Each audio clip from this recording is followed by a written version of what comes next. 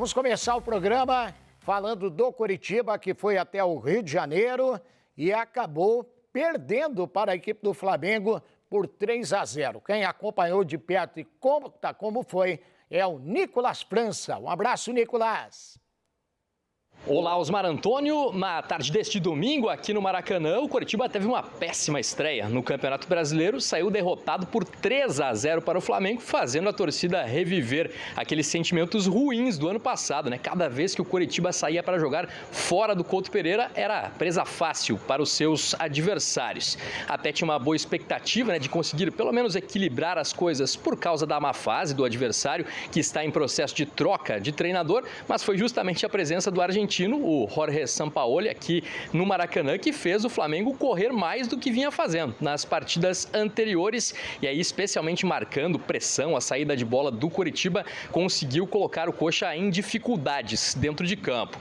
Até o técnico Antônio Oliveira disse que o time dele se defendia bem no princípio da partida e o Flamengo não tinha criado nenhuma oportunidade dentro da área alviverde, mas a pressão era forte, né? O Coxa tinha dificuldades para ficar com a bola quando Ayrton Lucas acertou um chutaço de fora da área na gaveta do goleiro Gabriel e abriu o placar. Ali o Coritiba teria que mudar de estratégia, tentar sair para cima e teve dificuldades de fazer isso. Na primeira etapa, algumas poucas chances de gol, com o Rodrigo Pinho, o cabeceio que passou à esquerda, em outro lance que ele chutou fácil para a defesa do goleiro Santos. O Flamengo foi administrando, quando apertava a marcação, colocava em dificuldades a saída de bola coxa branca e o placar foi em 1-0 para o intervalo.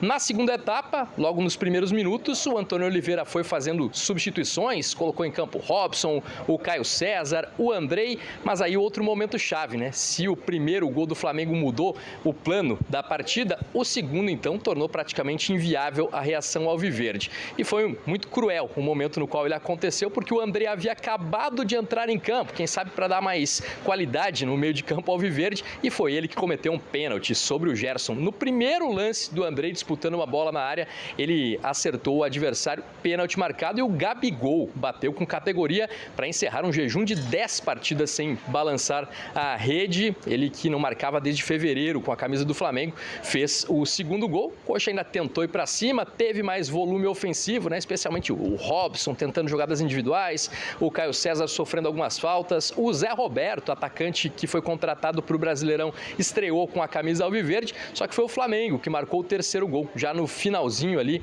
depois de mais uma saída de bola errada da defesa coxa branca. O Pedro recebeu nas costas da zaga e deu uma cavadinha bonita para fazer 3-0. Ele que tinha começado no banco de reservas e entrou na partida também para deixar a sua marca. Uma estreia ruim, né? Claro que a autoestima fica comprometida na equipe coxa branca, que não vem de bons resultados. São 6 partidas seguidas sem vencer, 4 antes de ficar apenas um mês treinando. Agora o empate por 3-3 em casa com o Sport na última quarta-feira pela Copa do Brasil, e essa derrota por 3-0 para o Flamengo chama atenção, mais uma vez, 3 gols sofridos. Já havia acontecido lá no Paranaense contra o Operário e Cascavel. O técnico Antônio Oliveira diz que isso não costuma acontecer com as suas equipes, demonstra incômodo com isso, mas vai ter que dar um jeito de corrigir a situação, porque o Campeonato Brasileiro vem pela frente com um grande nível de exigência, como a gente viu hoje aqui no Maracanã. Próxima rodada é no domingo contra o Fortaleza no Couto Pereira,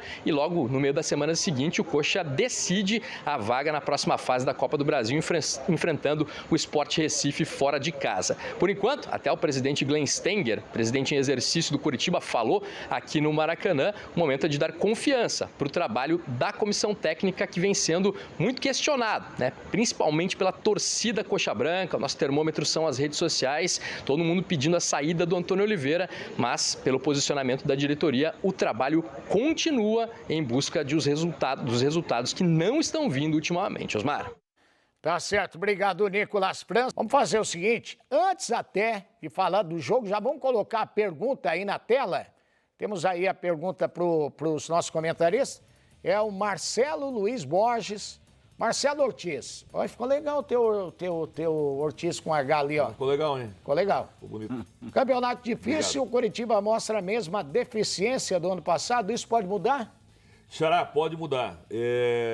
Poxa, Osmar, eu tô sendo chato já em falar sobre isso, porque quem acompanha há muito tempo sabe que eu sempre sou a favor de manutenção de comissão técnica. Acho que uma diretoria tem que ter convicção quando contrata um treinador para fazer um trabalho sempre para uma temporada inteira. É verdade. Contudo, e apesar do Glenn, acho que foi interessante o vice-presidente do Curitiba vir a público e falar e tentar dar esse apoio, porém eu achei que não foi tão direto esse apoio como poderia ser, mas de qualquer maneira entendo que é um apoio ao treinador, uma demonstração que ele acredita que está no caminho certo. Osmar, eu acho que não está no caminho certo, mas acho também que o Curitiba, se tivesse que mudar, teria que ter mudado antes do início do Brasileiro. Vejo o elenco do Curitiba superior ao elenco do ano passado. Com isso, Osmar, se o ano passado brigou e continuou na primeira divisão, para mim tem o elenco para fazer uma campanha ali como 12º, 13º, que não é nada extraordinário, mas seria uma campanha sem sustos. Da maneira que está sendo colocado o time em campo com o Antônio Oliveira, nesse momento, vai passar, infelizmente, Xará, susto. Vai passar, sim, problemas durante a competição, porque quando pega equipes melhores tecnicamente, tem dificuldade, e isso é normal. Agora, pega equipes melhores treinadas, e isso não é normal. Se o treinador está aqui, se tem a convicção, se é um treinador que já está com um bom tempo no clube, o Curitiba não poderia ser pior treinado. E quando eu falo isso, não falo como o Flamengo, Irapitã, que o Flamengo ganhou de novo hoje, teve um pouco mais de determinação, mas ganha na individualidade, porque tem jogadores com mais qualidade. Aí eu vou naquele jogo com o Criciúma, que aliás, eu estava ouvindo hoje, você falou muito bem, se é jogo de repente do Heriberto Rios, só o local já podia ser outra história, porque o Criciúma, vamos falar a verdade, se não é LF Manga, o Curitiba não conseguiria o resultado, não estaria nessa fase da Copa do Brasil. Quando pega o Sport, que é um time que não tem tecnicamente jogadores tão superiores, mas é um time melhor treinado, faz 3-3 e de volta a gente vai onde? No Aleph Manga para salvar o time. É verdade. E no Campeonato Paranaense acaba sendo eliminado por uma equipe que vai disputar a Série D? Ou nem... É Série D, que é o Cascavel. Então, Osmar, com equipes melhores treinadas, isso, sinceramente, Raptan, aí eu não posso dizer que não é problema do técnico também, e muito do técnico, aliás. E aí, né, Marcelo, Osmar, a gente fala, por exemplo, que o Flamengo tem muito mais qualidade. Tem. Só que o momento era complicado. 3 derrotas para um time como o Flamengo, 3 derrotas consecutivas, não é situação normal. Não Se mesmo. é uma hora boa de pegar o Flamengo, seria agora, né? E aí, nessas derrotas, uma goleada para o rival Fluminense e uma derrota acachapante de 2-0 para o Maringá na Copa do Brasil. O que o treinador fez? O treinador colocou o Matheus França para dar maior mobilidade no meio-campo, colocou o Léo Pereira para dar um pouquinho mais de estabilidade na defesa, porque o Davi Luiz sentia um desconforto e não vinha muito bem, é muito lento na recomposição.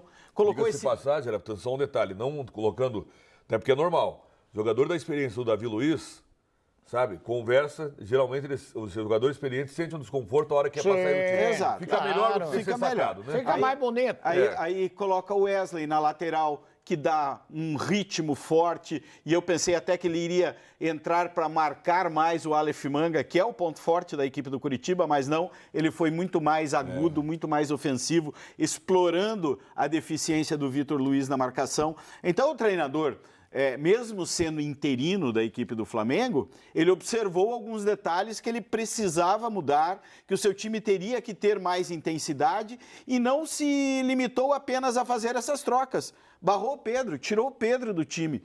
Por quê? Porque nas 2 últimas partidas, o Pedro não tinha jogado bem.